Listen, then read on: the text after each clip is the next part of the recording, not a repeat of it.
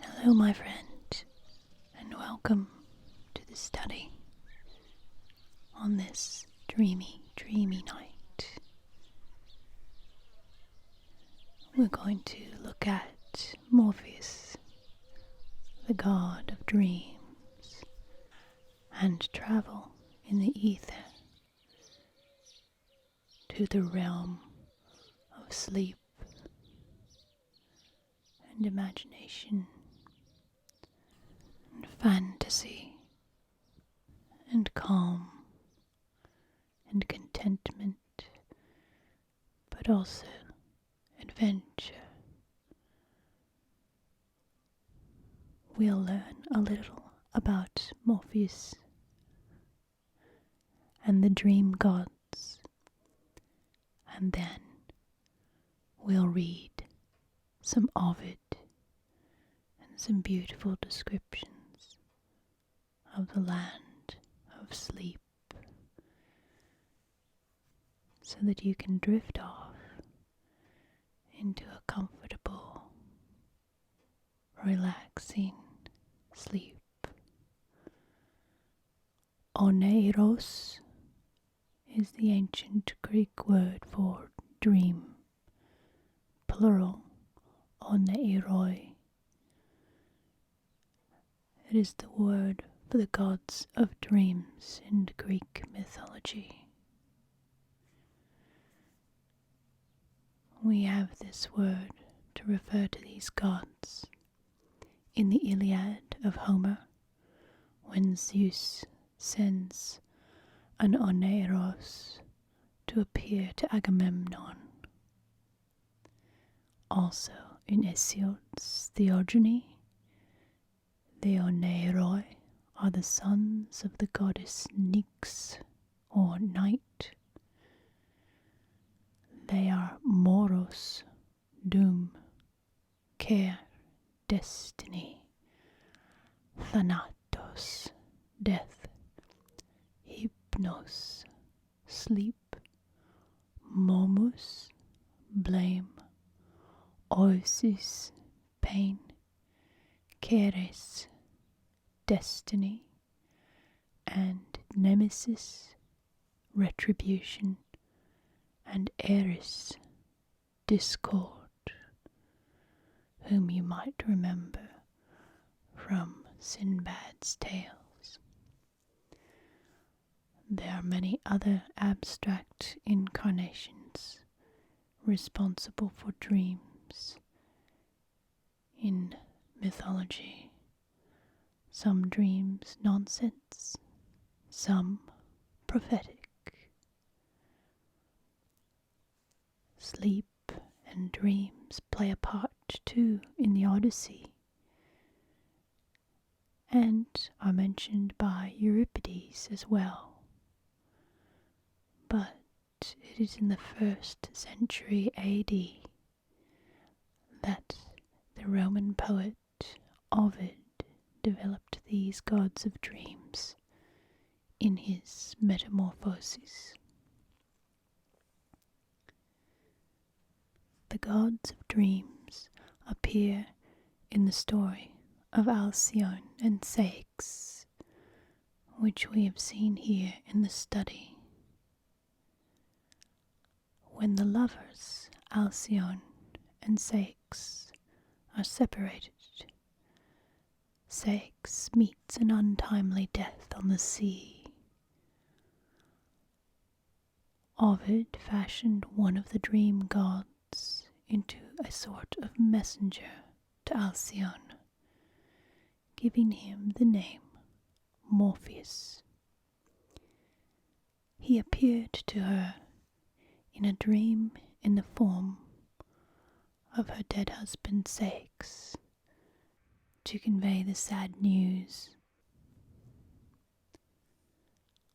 Among the details that we have from Ovid are the parents of the Oneiroi. Instead of Nyx, Ovid names Somnus, the Roman equivalent of the Greek god Hypnos, the god of sleep, as father.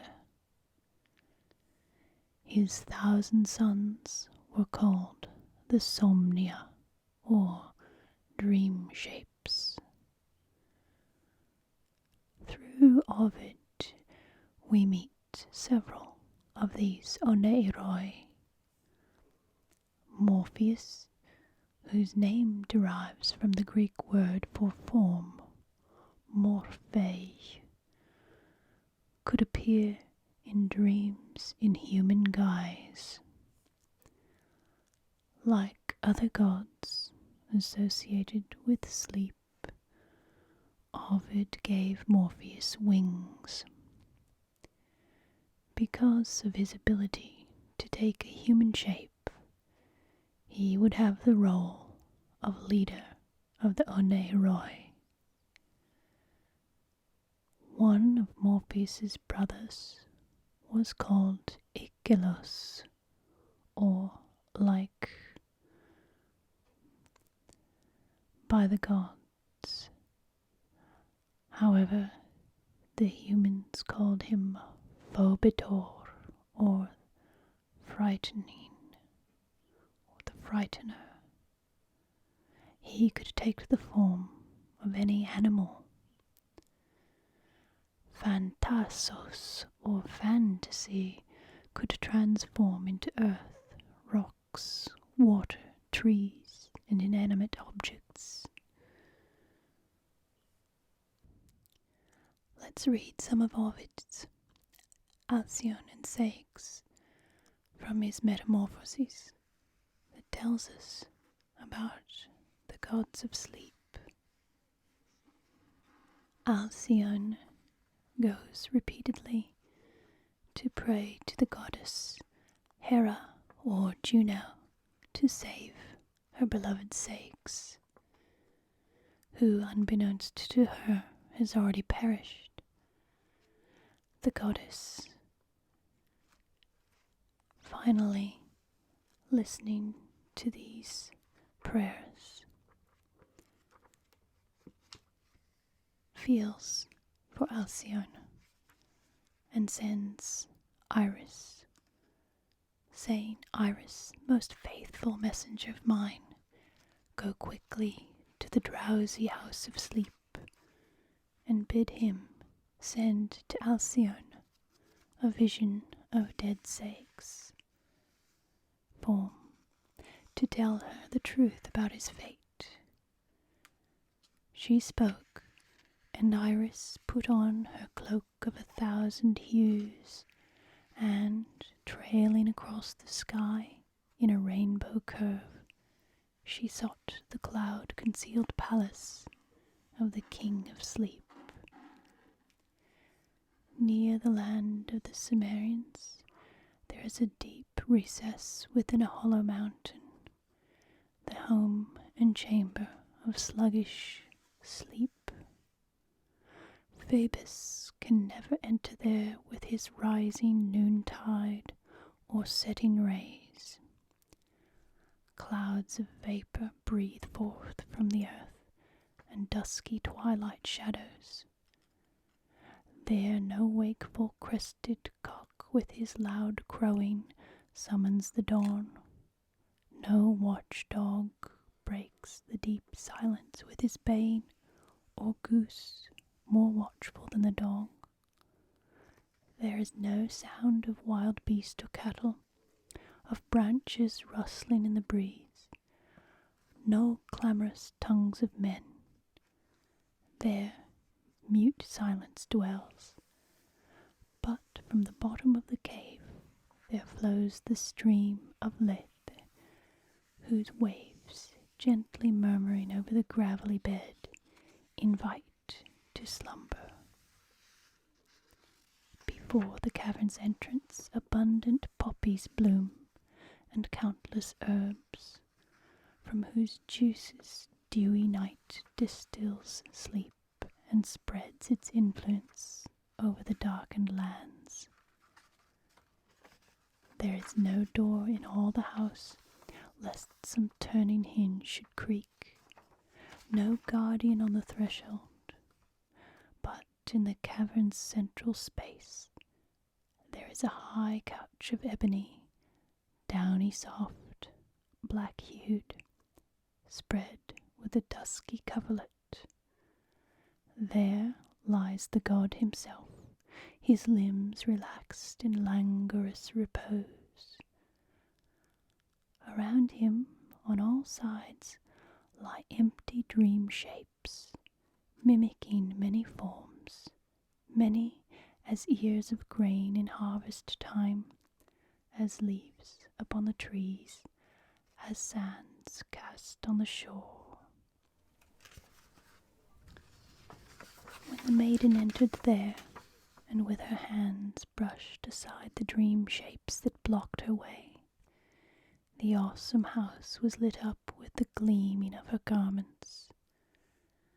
Then the god, scarce lifting his eyelids, heavy with the weight of sleep, sinking back repeatedly, and knocking his breast with his nodding chin, at last shook himself free of himself, and, resting on an elbow, asked her, for he recognized her, why she came. And she replied, "O sleep, thou rest of all things, sleep, mildest of the gods, balm of the soul, who putteth care to flight, soothes our bodies worn with hard ministries, and prepares them for toil again. Fashion a shape that shall seem true form, and bid it go in semblance of the king to Alcyone. There let it show her the picture of the wreck. This Juno bids." When she had done her task, Iris departed, for she could no longer endure the power of sleep. And when she felt the drowsiness stealing upon her frame, she fled away, and retracted her course along the arch over which she had lately passed. But the father rouses Morpheus from the throng of his 1,000 sons, a cunning imitator of the human form. No other is more skilled than he in representing the gait, the features, and the speech of men. The clothing also, and the accustomed words of each he represents. His office is with men alone. Another takes the form of beast or bird, or the long serpent. Him the gods call Icalos, but mortals name him Phobetor. A third is Phantassos. Versed in different arts, he puts on deceptive shapes of earth, rocks, water, trees, all lifeless things. These shapes show themselves by night to kings and chieftains. The rest haunt the throng of common folk. These the old sleep god passes by, and chooses, out of all of the brethren, Morpheus alone to do the bidding of Iris, Thaumas' daughter. This done, once more in soft drowsiness, he droops his head, and settles it down upon his high couch. But Morpheus flits away through the darkness on noiseless wings, and quickly comes to the Haemonian city. There, putting off his wings, he takes the face and form of Ceyx, one like the dead, and stands naked before the couch of the helpless wife.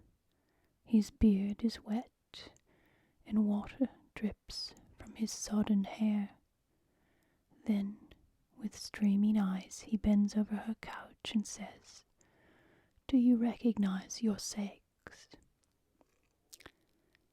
These words spoke Morpheus, and that, too, in a voice she might well believe her husband's. He seemed also to weep real tears, and his hands performed the gestures of Ceyx. Alcyone groaned tearfully, stirred her arms in sleep, and seeking his body, held only air in her embrace. She cried aloud, "Wait for me. Where do you go? I will go with you." Let's look at some of Ovid's text and how he places his adjectives.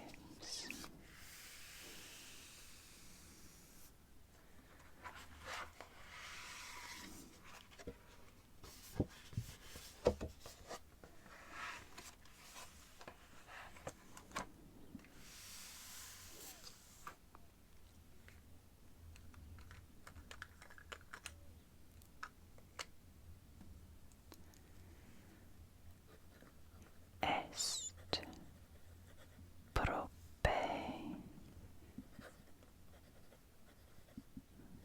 chimerios.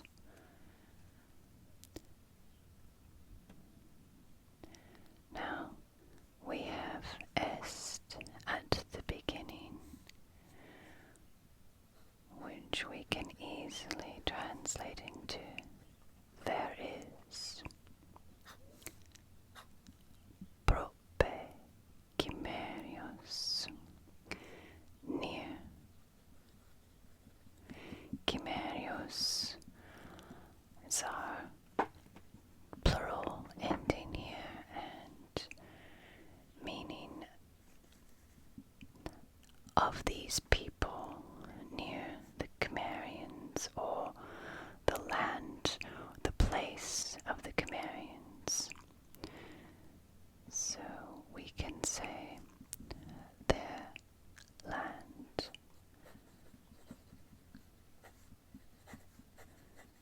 With a genitive construction. And Cimmerians. Next, Ovid puts in his characteristic adjective phrases. Longo. We can imagine the macron over that, for the ablative.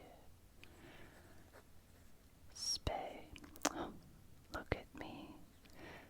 Spelunca. I need to slow down as I write, so that I write more clearly. Spelunca regestu. Regestu. Again, we have another ablative, and spelunca is in the nominative.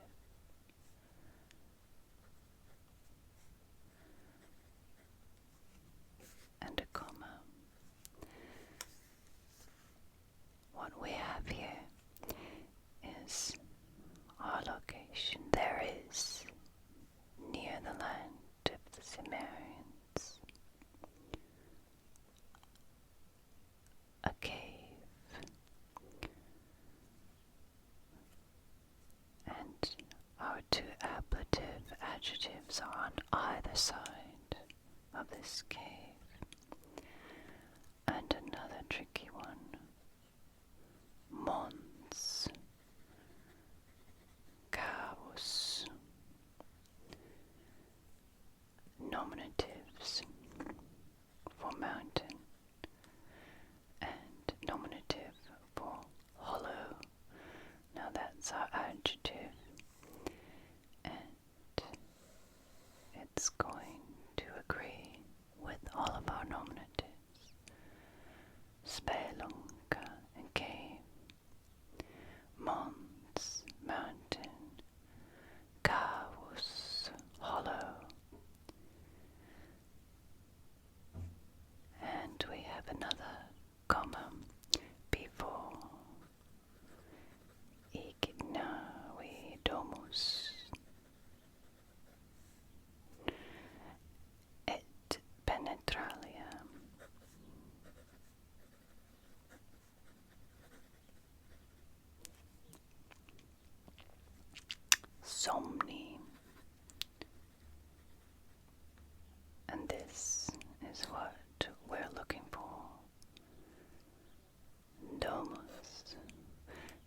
because we have a stative verb, est, to be, we need nominatives.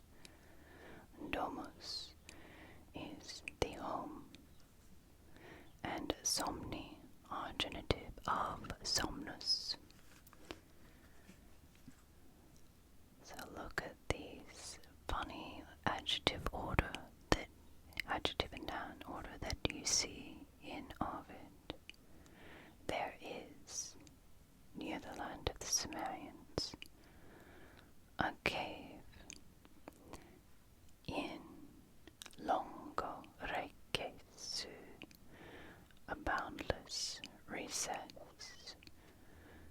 mons caus, a hollow mountain, and ignawi, that's our genitive. What do you think that matches? Somni and penetralia. That is a sanctuary of the gods, and that is also in the nominative, which means a home and sanctuary of the sluggish god of sleep. So what do you make of these? We have our nominatives there, and especially the spelung, the cave, girded on either side by the boundless recess. A cave in a boundless recess. A mountain cavern, the home and sanctuary of the sluggish sleep.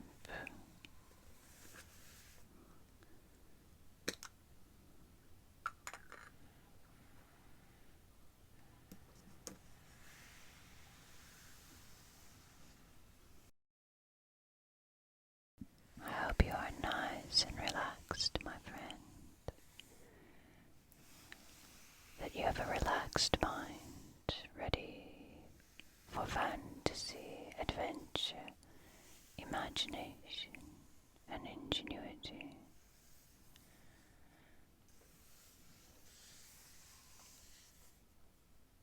Go then into dreams, enter the portals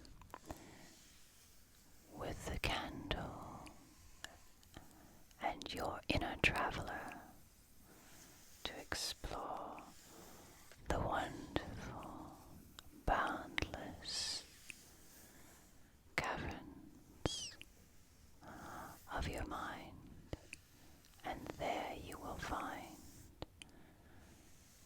a good spirit, a calm psyche, and a clever intellect. And as always, lots and lots of love, warmth, and comfort in your inner study.